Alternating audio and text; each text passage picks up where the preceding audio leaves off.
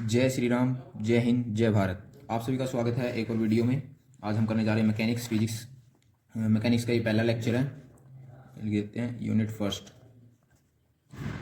First का lecture भी first ही है। और आज हम देखने जा रहे हैं हमारे कुछ टॉपिक्स हैं जो जिन्हें हम कवर करेंगे, जो एग्जाम ऑफ व्यू से भी इम्पोर्टेंट है।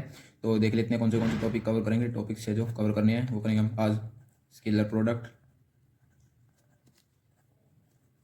वेक्टर प्रोडक्ट, और सबसे इम्पोर्टेंट है जो दो थ्योरम है, Gauss divergence theorem and Stokes theorem. ये सारे टॉपिक हम आज कवर करेंगे इस वीडियो में। तो वीडियो स्टार्ट करते हैं।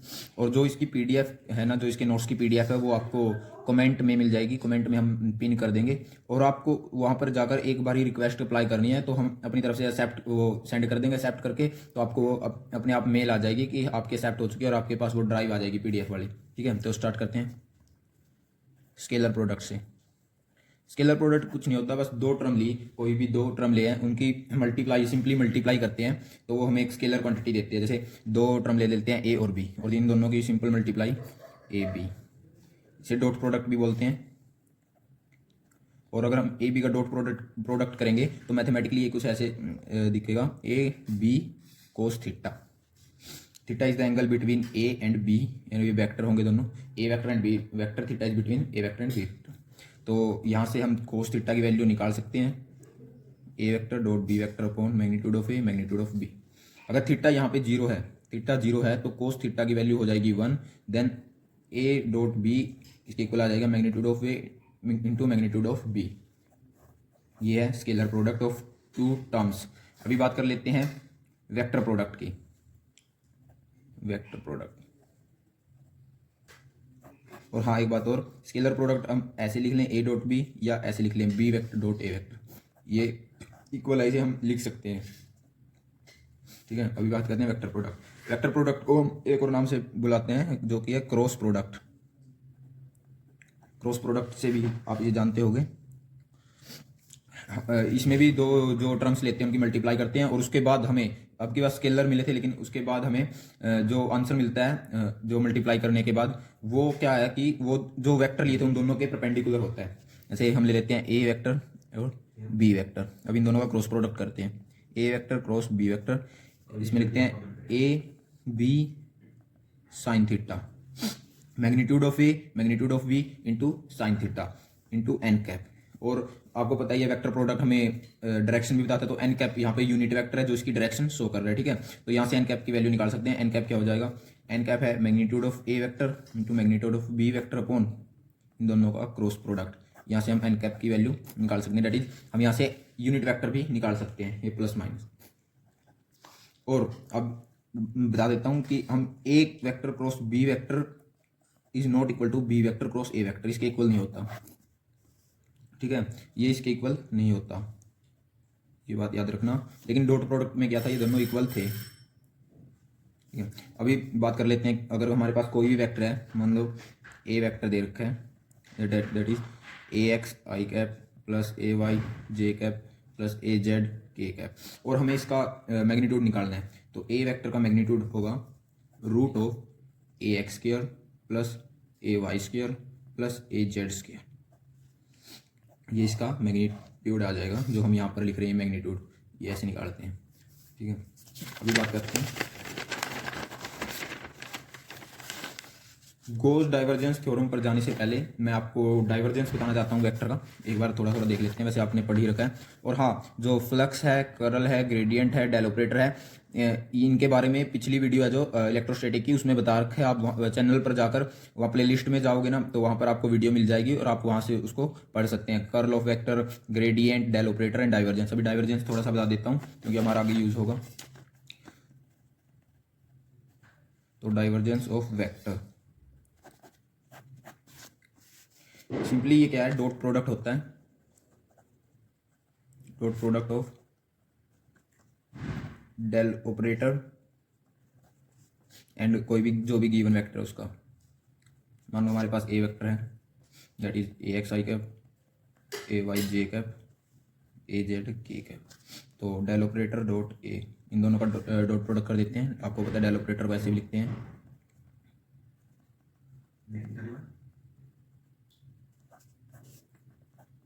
एक्स वाई का जे का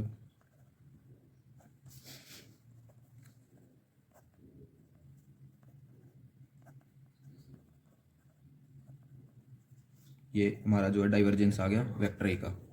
इसको हम ऐसे भी लिख सकते हैं। तो डाइवर्जेंस ऐसे निकालते हैं। तो अभी हम प्रूव करेंगे गोस divergence theorem.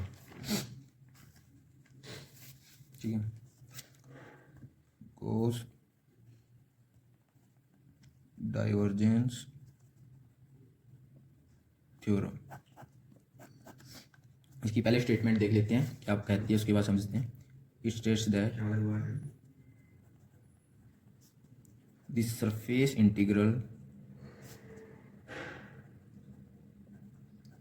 of a vector field E vector over a closed surface S is equal to the volume integral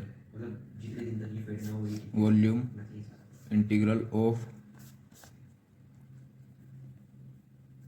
divergence of the vector field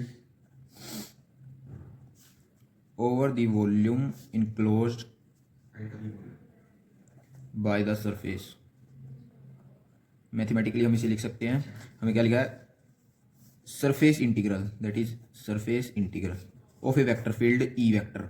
हमने कोई वेक्टर ले लिया E vector over a close surface, close surface है S ले ली, वो surface जो भी है, ई वेक्टर का क्या है, सरफेस इंटीग्रल है, दैट इज क्या होगा, ई वेक्टर और डी एस वेक्टर किसके इक्वल है, volume integral, volume integral of divergence of vector field. Vector क्या है, ई वेक्टर, इसका डाइवर्जेंस क्या होगा, इसका डाइवर्जेंस होगा dot product of del operator and given vector enclosed by the surface, जो सरफेस के द्वारा इनक्लोज्ड है। ठीक है, ये आगे अभी देखो हमें ये प्रूव करना है। अभी हम कोई भी सरफेस ले लेते हैं, एक मैं ये सरफेस ले रहा हूँ 3D में, 3 डायमेंशन में कोई भी सरफेस, आप चाहे 2 डायमेंशन में भी ले सकते, लेकिन यहाँ पर वॉल्यूम है तो मैं 3 डायमेंशन में ले रहा हूँ। इसमें हमने ये छोटे छोटे जो वॉल्यूम एलिमेंट है, ये छोटे छोटे वॉल्यूम एलिमेंट ले लिए, मैं छोटे छोटे वॉल्यूम एलिमेंट बना देता हूँ।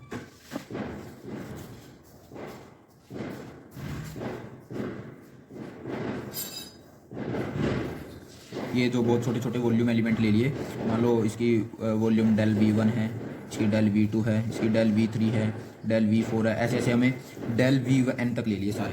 ठीक है, और अभी ये देख लो आप, इसको दोबारा यहाँ पर बना देते हैं एक बार।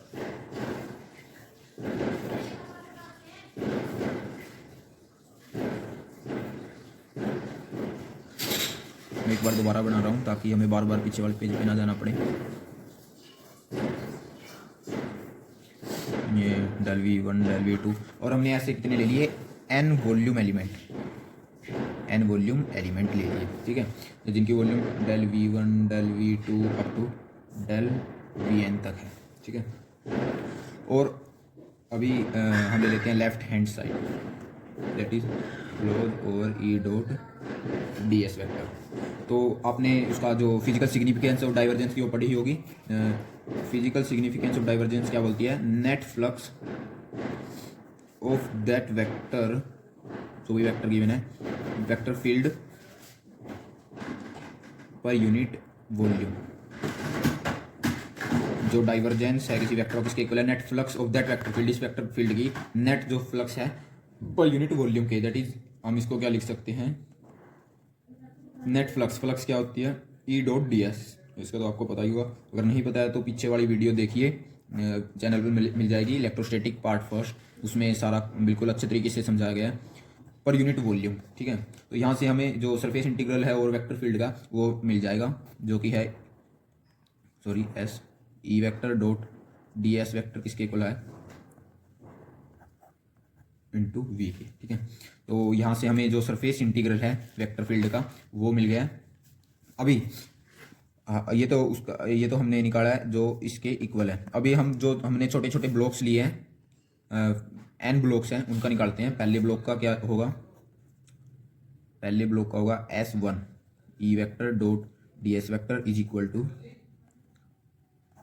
डेल V1, क्योंकि जो उसकी है स्मॉल ब्लॉक की है, 4 small volume blocks, del V1 है। ऐसे ही दूसरे के लिए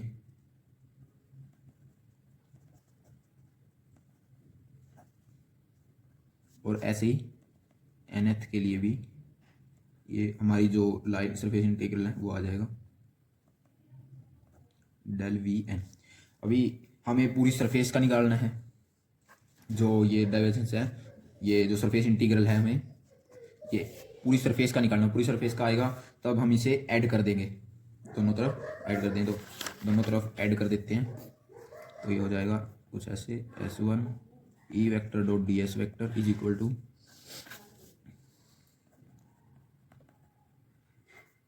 डेल V1, सॉरी यहाँ पर अगले पेज पे कर देता हूँ, एक मिनट।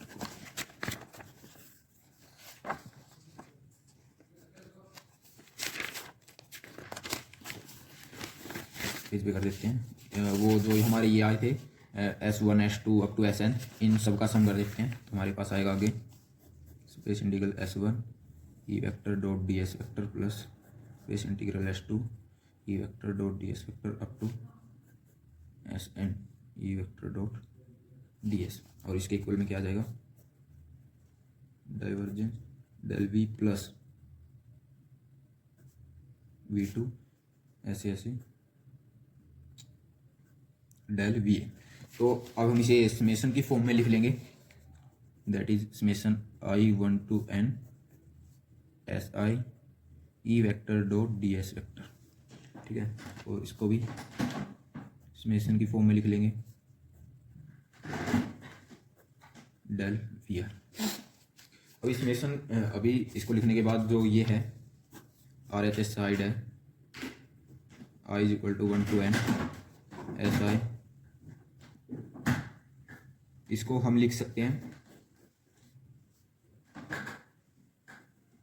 इसको ये क्यों लिख सकते हैं? अभी देखो, जो ये लिए थे ना हमने बॉक्स, जो स्मॉल बॉक्स बनाए थे, ये कुछ आउटर सरफेस है और ये है ना जो अंदर वाली, ये इनर सरफेस है। देख मैं बना देता हूँ, यहाँ पे छोटा सा बना देता हूँ बस समझाने के लिए।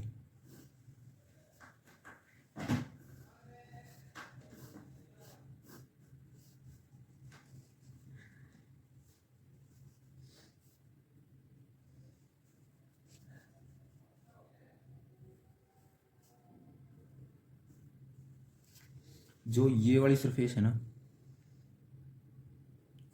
जो ये वाली सरफेस है, ये वाली सरफेस है, जो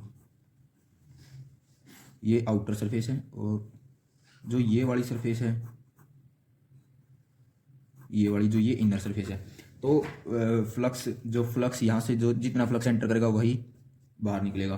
तो जो यहाँ से बाहर निकल रहा है वो इसमें एंटर कर रहा है, तो इन दोनों का जो टोटल फ्लक्स है वो कैंसिल कर जाएगा इन दोनों का, क्योंकि जो बाहर निकलेगा वो नेगेटिव होता है और जो फ्लक्स एंटर करता है वो पॉजिटिव होता है। तो ये आपस में इनर वाला क्या हो गया, फ्लक्स ये कैंसिल हो गया।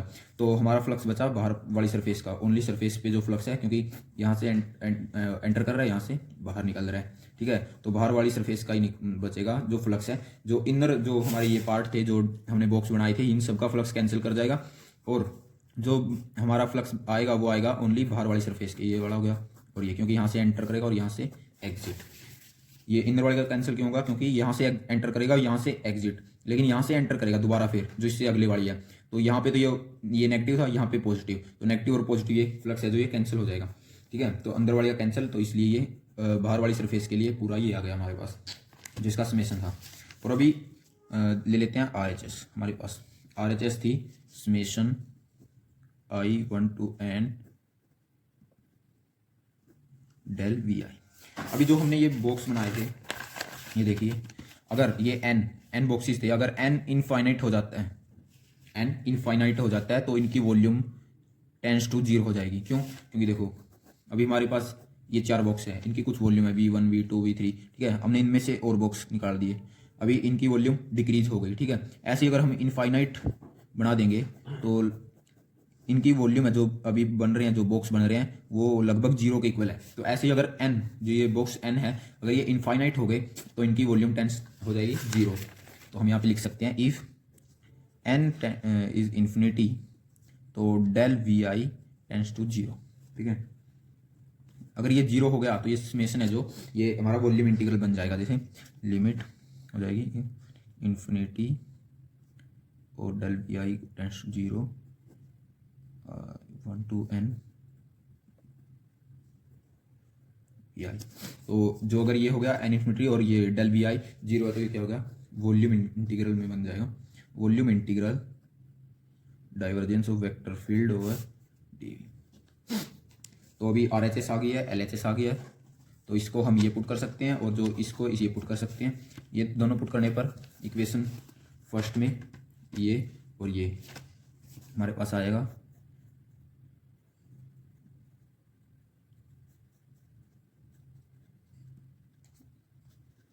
तो ये जो हमने अभी प्रूव कर दिया, यह गोस डाइवर्जेंस थ्योरम। तो अभी आगे बढ़ते हैं, हमारी अगली है जो स्टोक्स थ्योरम की तरफ अभी करेंगे। स्टोक्स थ्योरम तो पहले वही है जो हम देख लेते हैं, स्टोक्स थ्योरम क्या कहती है, जो इसकी स्टेटमेंट क्या है। It states that the line integral of a vector E over a closed curve C, surface C equal to क्या है, equal surface integral of curve of the vector over an open surface S bounded by curve C। हमारे पास ये क्या बोल रहा है कि line integral है वेक्टर फील्ड का, ई का कोई वेक्टर है हमारे पास ई, उसका जो लाइन इंटीग्रल है, उसका जो लाइन इंटीग्रल है दैट इज ये, इसके ऊपर over a close surface c के ऊपर लाइन इंटीग्रल ऑफ किसके इक्वल है, it is equal to surface integral, it is equal to surface integral. ये क्लोज नहीं बोल रखा इसलिए हम इसके ऊपर ये वाला क्लोज वाला ओवर नहीं लगा रहे, ठीक है। इसके कर्ल क्या होता है, del operator cross product of del operator and given vector. ये curl of vector over an open surface है इसलिए एस ओपन सरफेस। तो हमें इसमें ये प्रूव करना है स्टोक्स थ्योरम। इसका प्रूफ देखते हैं, पहले ये समझ लेते हैं क्या कहना चाह रहे हैं। हमने कोई भी सरफेस है वो ले ली,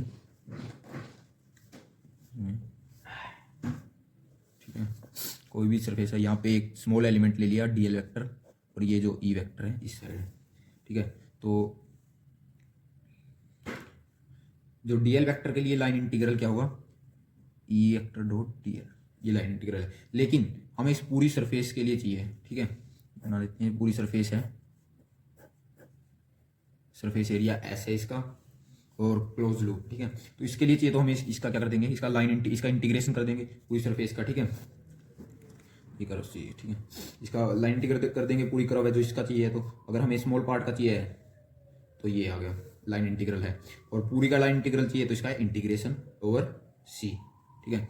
तो ये लिख देते हैं यहाँ पर, ये ई वेक्टर जो ये कुछ भी हो सकता है, ठीक है। तो अभी ये पूरी का चाहिए हमें तो ये ऐसे, और मैं एक बार दोबारा लिख रहा हूँ इसको ही।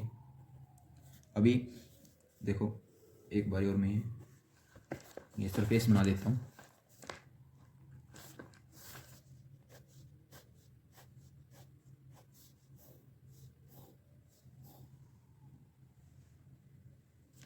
हमने कोई भी ये करा हुआ है, कंसीडर कर ली, कंसीडर सी करो सी या सी करो, और इसे स्मॉल एरिया एलिमेंट में डिवाइड कर दिया, स्मॉल एरिया एलिमेंट में डिवाइड कर दिया। इन सभी का जो एरिया है यहाँ पर एक स्मॉल को ले लेते हैं, वही डी एल ई वेक्टर, ठीक है, डी एल। ये भी एक कर्व है, मान लो ये C1 कर्व है, ये C2 कर्व है, ठीक है, और इसका एरिया मान लिया डेल S1, इसका एरिया मान लिया डेल S2, ठीक है। ऐसे n कर्व है हमारे पास, n कर्व, वो भी है n curves having n curves that is C1 C2 C3 up to Cn, ठीक है। और इनका जो एरिया है, सरफेस एरिया, हो गया del S1 del S2 up to del Sn। ये हमारे पास इनका जो सरफेस एरिया है n कर्व का, वो है। अभी कर्ल, आपने जो सिग्निफिकेंस, फिजिकल सिग्निफिकेंस है कर्ल का, वो पढ़ा होगा। उसमें क्या बोलता है, curl of A vector field is equal to line integral of vector per unit area. जो कर्ल है वो क्या है, line integral of vector per unit area, ठीक है। तो यहाँ से हमारे पास इसकी वैल्यू आ जाएगी, line integral of e vector dot D L vector is equal to curl into s. ये हमारे पास आ गया। अभी हम यहाँ फर्स्ट से जो ये इक्वेशन फर्स्ट आई है हमारी, इसको यूज करेंगे और यहाँ पर लिखते हैं फ्रॉम इक्वेशन फर्स्ट। स्मॉल जो हमने बॉक्सेस बनाए थे, स्मॉल एलिमेंट बनाए थे, ये वाले स्मॉल एलिमेंट है, C1 C2 C3 कर्व है। मैं दोबारा से बना देता हूँ यहाँ पर।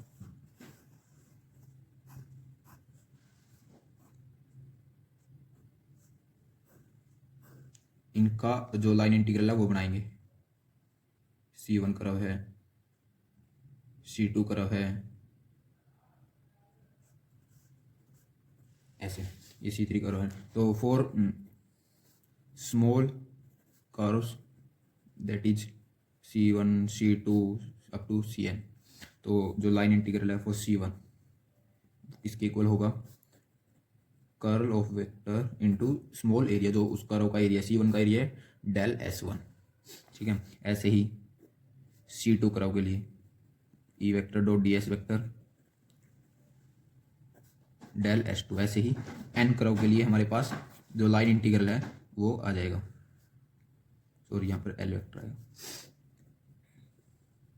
ये आएगा डेल Sn। तो हमें तो पूरी कर्व का चाहिए, इस पूरी कर्व का चाहिए, तो हम जो स्मॉल कर्व है, ये सब सारी स्मॉल कर्व है छोटी छोटी, इन सब का जोड़ देंगे तो हमारे पास लाइन इंटीग्रल किसका आ जाएगा, पूरी कर्व का, पूरी C कर्व का। तो हम इन्हें ऐड कर देते हैं, adding all curves, sorry plus C2 plus Cn up to Cn is equal to curl of first plus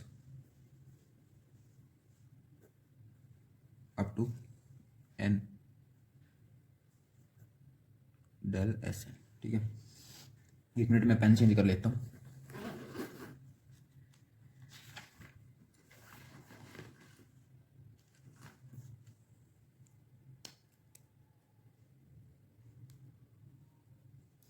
देखिए अभी समेशन की उसमें लिख लेते हैं फॉर्म में, सेम डाइवर्जेंस जैसा है, i is equal to n space integral C I E vector dot D L vector i is equal to n cross E del we I. अभी देखिए लेफ्ट हैंड साइड ले लेते हैं,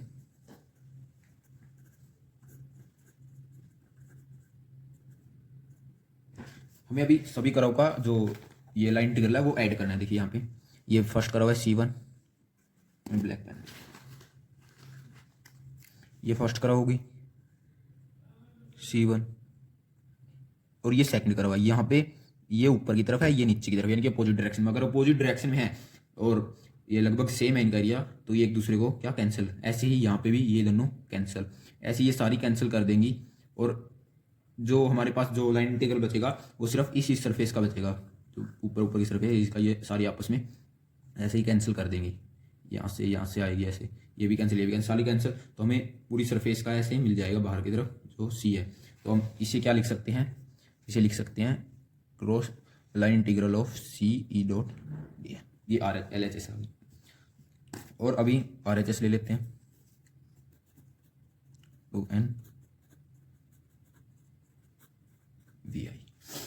जैसे उसमें लिया था हमने, यहाँ पर एन है, जो हम ये बॉक्स लिए जो कर्व है एन है, अगर इन्हें हम इनफाइनाइट कर देते हैं तो इनका एरिया देखो, अभी ये 4 हैं, इनका एरिया कुछ 1 है, S1 S2 S3 S4, अगर इनमें से हमें और भी डिवाइड कर दिए तो अब इनका एरिया क्या हो गया, कम हो गया। और ऐसे ही हम ऐसे डिवाइड कर देते हैं तो इनका एरिया क्या कम हो रहा है। तो अगर हम ऐसे ही इनफाइनाइट ड्रॉ कर देते हैं तो जो हमारे पास कर्व बनेगी उनका एरिया क्या लगभग 10 to 0 हो जाएगा, लगभग 0 हो जाएगा। अगर n इनफाइनाइट हो गया, जो कर्व है वो इनफाइनाइट होगी, तो उनका जो एरिया है क्या हो जाएगा, 0।